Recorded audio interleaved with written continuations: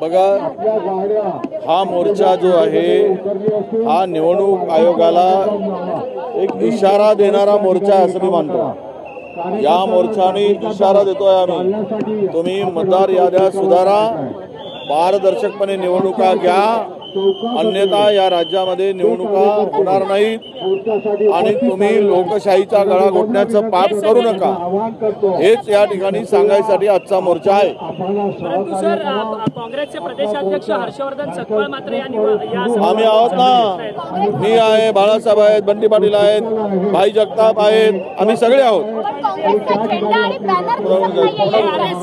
चला,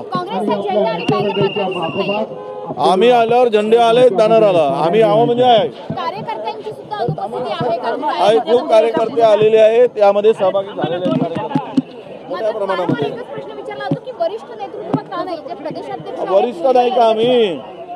ठीक आहे, प्रदेशाध्यक्ष त्यांना काही जबाबदारी दुसरी आहे त्यामुळे आले नाही, पण बाळासाहेब थोरात, विजय वडेट्टीवार, नसीम खान, भाई जगताप, बंटी पाटील हे आम्ही सिनियर नेता आहोत ना।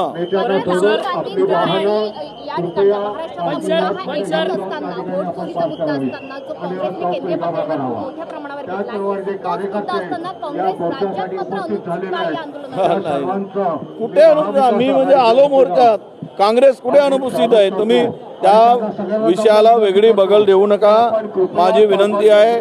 चोरांना अभय देऊ नका, चोरांना पळवाटा शोधण्यासाठी त्या विषयाला डायव्हर्ट करू नका, अशी आमची सगळ्या मीडियाना विनंती आहे। बिहारच्या निवडणुका त्यामुळे कुठेतरी स्टेज शेअरिंग मनसेसोबत तुम्ही करत नाही आहात का? काँग्रेसचे प्रदेशाध्यक्ष नाही, असं त्याचा काही अर्थ नाही।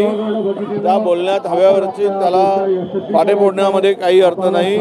आमची भूमिका स्पष्ट आहे, राहुल गांधींनी उचललेला मुद्दा आहे, राहुल गांधींनी चोरी पकडलेली आहे, राहुल गांधींनी या मुद्द्यामध्ये या मतचोरी झाल्यामुळेच हे सरकार स्थापन झालं आहे। हे जनतेच्या भरोशावर सरकार आलेलं नाही, मतांच्या भरोशावर सरकार आलं नाही, तर बेईमानी करून हे सरकार स्थापन झालेलं आहे। त्यामुळे आमची भूमिका स्पष्ट आहे।